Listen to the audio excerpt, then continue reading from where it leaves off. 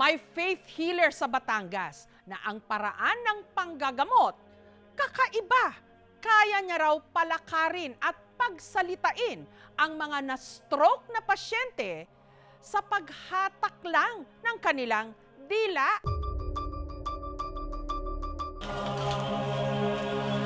Sa panahon ng Semana Santa, marami ang pumakapit sa panalangin at umaasa sa himala. Gaya ng matandang babaeng ito na hindi makapagsalita mula nung na-stroke. Pero isang kakaibang paraan ng panggagamot ang ginawa sa kanya. Ginalaw-galaw ng albularyo ang kanyang tenga. Kinalikot ang kanyang bibig.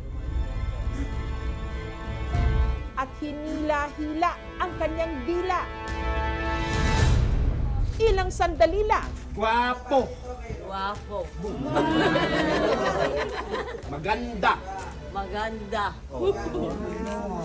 Bigla siyang nakapagsalita. I love you. I love you. Ang pasyente namang ito na iika-ikang maglakad dahil din na stroke. Tapos dila. Where are you, Tit? Matapos hilahin ng manggagamot ang kanyang dila, Nag-deal kami. Pumapalakad ko sa at magsalita, magkikiss sila ng asawa niya daw. At magsasabi, I love you, mama, sorry.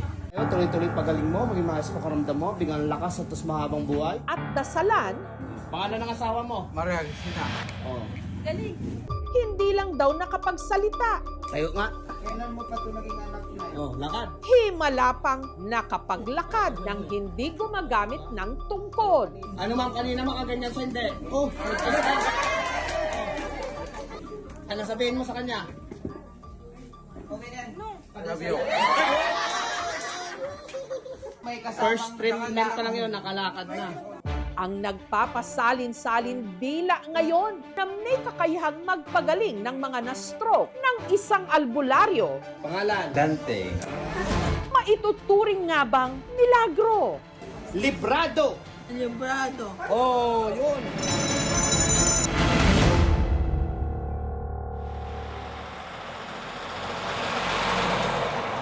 Wapo. Ang stroke patient na nakapagsalita, ang 70 anyos na si Rosemary mula San Jose, Batangas. Tuwan-tuwa ako at ako makakapagsalita na. Maayos na ako makakapagsalita. Na-stroke si Rosemary nito lang Enero. Sa diabetes niya. Pero ano lang, mild lang siya. Hindi po siya makatayo, hindi po siya makapagsalita. Gayon lamang siya. Hindi namin maintindihan. Pag may kailangan siya, gaganon lamang siya. Nagme-maintenance po. Napacheck up na po namin siya sa ospital. Lumala po siya. Hanggang sa dinala siya sa isang manggagamot na napanood nila online. Sabi ko, hanggat hindi ako ang nakakakita at nakakapatunay, hindi talaga ako naniniwala. Nung nasaksihan ko nga po, nung amaman ang ginamot, saka ako na kasi ako na mismo yung nakakita. I love you. Dito naman sa Laguna nakatira ang isa pang pasyente. Tayo nga. Kailan mo pa ito naging anak na? Oh, lakad.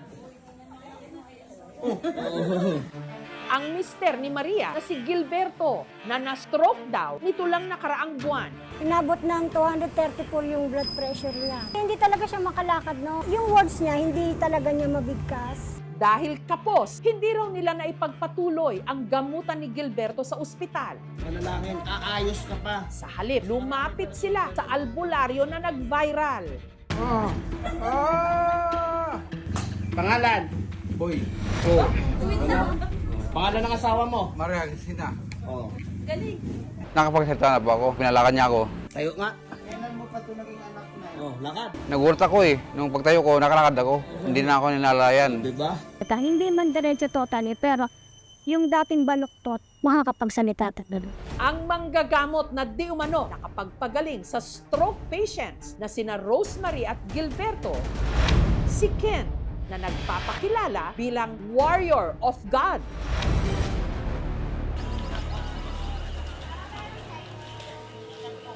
Alas 7 pa lang ng umaga, mahaba na ang pila ng mga pasyente.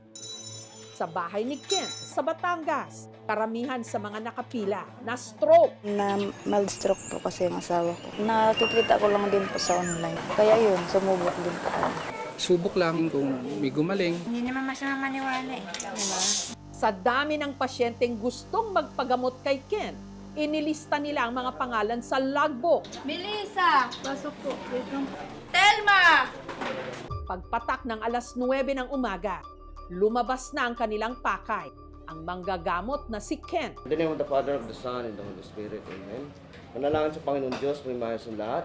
Ang pasyente po natin, umaabot po ng 300, 400 araw-araw. Tatapos po akong sobrang dami na talaga, alas 11 ng gabi. Ito po ay Quadrabel. Ginagamit kong cleansing sa mga baklas na sakit. So ito pong baston po ay yan. Bawat po tipak po niyan ay may dasal po yan. So, pagsama-sama po, mas powerful ang ginamo at mas mabilis po maging maayos. Ang pinakamakapangyarihan daw sa kanyang mga instrumento, ang medalyong ito na pamana pa raw ng kanyang lolo. Dala ko po lagi proteksyon sa pangkalahatan.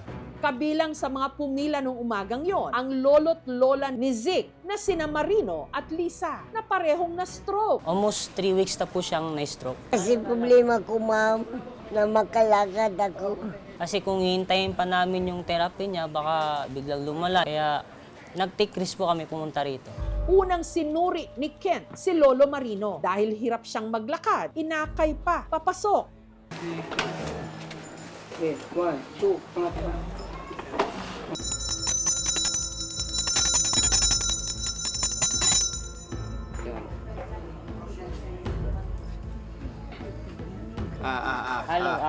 Bukas mo to, bukas mo to. Bukas mo to. May blood clot din siya. Ayaw po ng patient ng magpahatak ng dila. Hindi po natin pipilit yan kung ayaw ng pasyente. Sinubukan siyang palakarin. Inin. Sige po, lakad po tayo.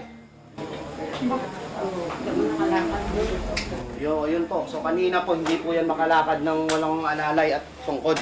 Lakad po tayo. Na-shock po kami. Halos kanina, alalay po talaga eh. Ngayon, di na kailangan. Excited na nga po mo eh. No, saglit lang. Saglit lang. Sunod na ginamot ni Kent si Lola Lisa. Pero dahil namamanas ang kanyang mga paa, hindi pa raw ito pwedeng gamutin. Dadasalan lang po natin para umokay at malunasan po ang pagmamanas niya. So titignan natin na sa pagbalik nila, umokay ang manas. Gayunman, ang problema naman daw ni Lola Lisa sa pagsasalita, kaya niya raw remedyohan. Relax mo bibig. Isa pa. Relax lang. I-relax mo lang para hindi masakit. Hanggang sa ang kanyang pagsasalita. Ilan taong ka na? 60 years old. Oh, yun. Pangalan mo? Buong Isairo na Torillo. Biglang umayos. Marino. Marino. I love you. I love you. Marino. Marino. Ilang taon na si tatay? 67. Salamat. Imbis na tabi ang dila ko, hindi na. Si Kent nagmula raw sa pamilya ng mga manggagamot. 9 years old pa lang po ako, marunong na po ako namana po hanggang nadala ko po. Kaya hinihila po natin para makasalita ng ayos o mag-release po ang mga naipit na ugat sa tang nila. Exhale. Kinakapa po natin na maayos ang mga bones nila. Minamassage ko o tinatherapy ko mabuti. Dahil naging word of mouth daw ang estilo niya ng panggagamot. Relax mo, relax. And Si Kent naimbitahan din ng iba niyang mga pasyente abroad. wala naman tayong ginawa, di ba? Pagpag mo. Pagpag mo. Bero, tagal sa dila, kubero sa dila.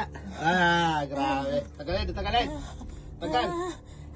Hindi po ako nag-aral sa therapist na any medical course. Kung gifted ka po na binigay ng Panginoon Diyos, may mga gumagabay sa'yo kung ano ang tama na gagawin mo. Ang panggagamot po natin ay walang bayad. Diyan po may donation box po tayo, pero hindi po yan sampilitan. Pag ang lahat po na nakolekta po namin sa donation, ay binibigay po namin charity. Pero paglilinaw ni Kent, hindi lahat ng may sakit kaya niyang gamutin. Gaya ng kaso ng pasyente niyang si Marlon na na-stroke din. dumayo pa mula Dasmariñas, Cavite. Nagpapacheck up siya, pero hindi siya nagpapa-therapy kasi nag-inquire nga ako sa therapy, ang mahal nga. 1,000 to 2,500 daw ang per session. Eh dito, itatry namin, yun nga, pag baka bilang gumaling siya.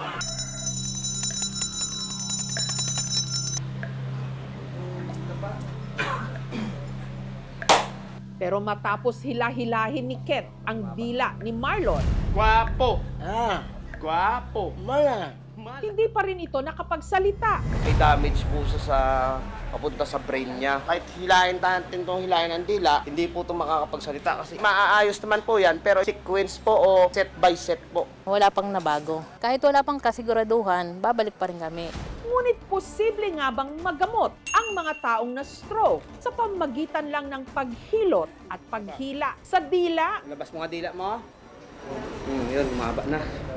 Yung procedure ng paghihila ng dila, pagmamassage ng jaw, hindi siya makakapag-improve ng pananalita mo. The brain recovers on its own. We call it a neuroplasticity. Pwede kang mag-improve. Practice ka lang magsalita. Tayo nga. Kailan mo pa ito naging anak na? Lakad.